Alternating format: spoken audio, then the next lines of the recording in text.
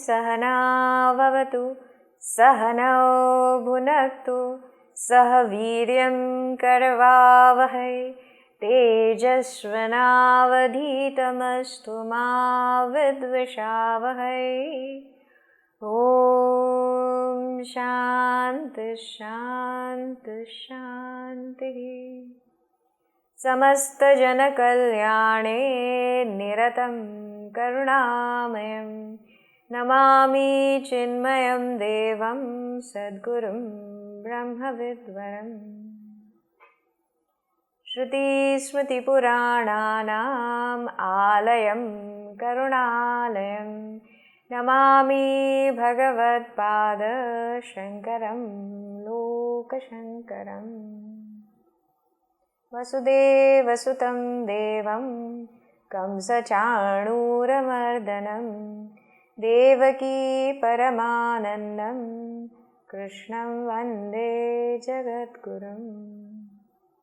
Hari Om. What exactly is a new year? New year is nothing new happening, but newness in our approach to life.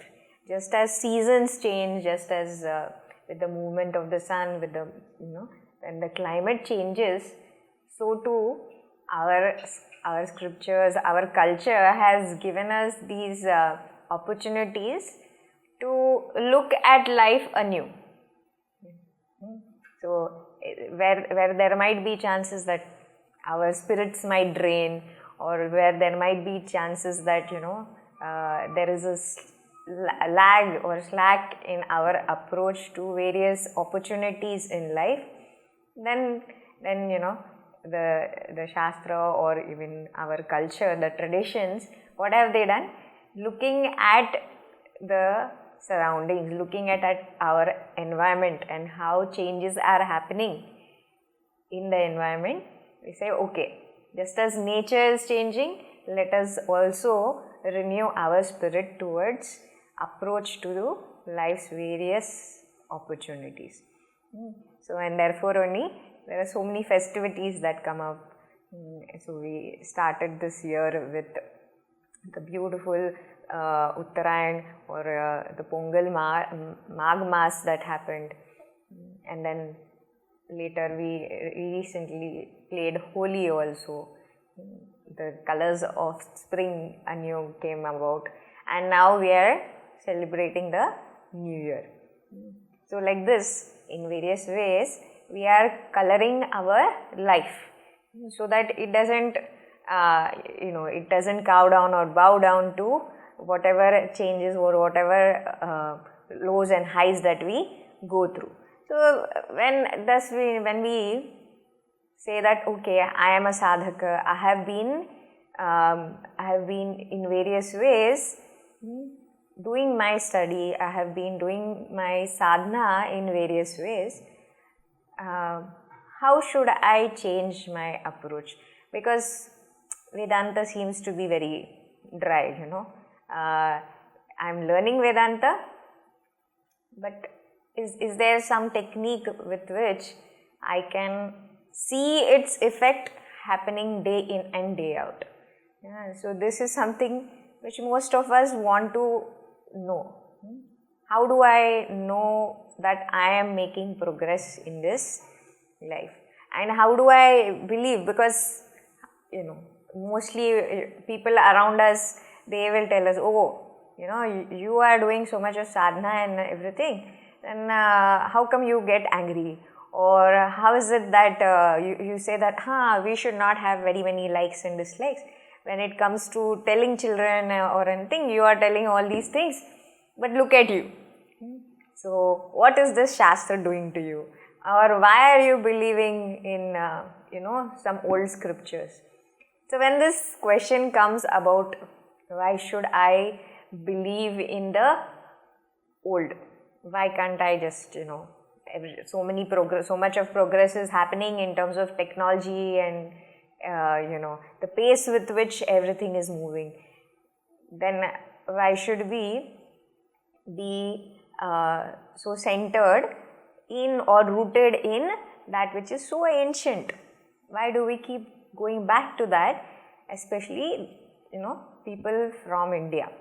So then when we see this, one thing is that this is not something which is a new question.